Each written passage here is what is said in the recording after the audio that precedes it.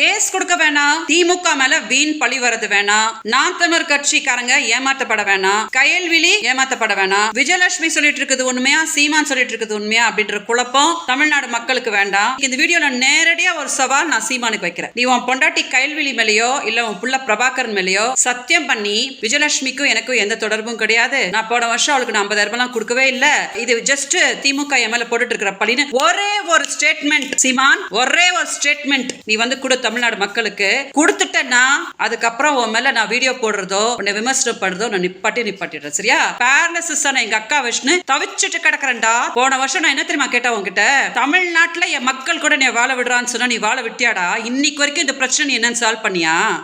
இத பண்ணாம பெரிய உத்தம மாதிரி வந்து நாங்க தான் பெண்களை காப்பாத்தணும் அப்படின்னு நீ சொன்னா உன்னை காரி துப்பணும்னு தோணாதா? தில்ல இருந்துச்சு நான் பண்ணி காட்டு சீமான். நாம் தமிழர் கட்சிக்கு சொல்றேன், உங்க தலைவருக்கு அது பண்ற யோகிதை இருக்குதான்னு முதல்ல பாருங்க.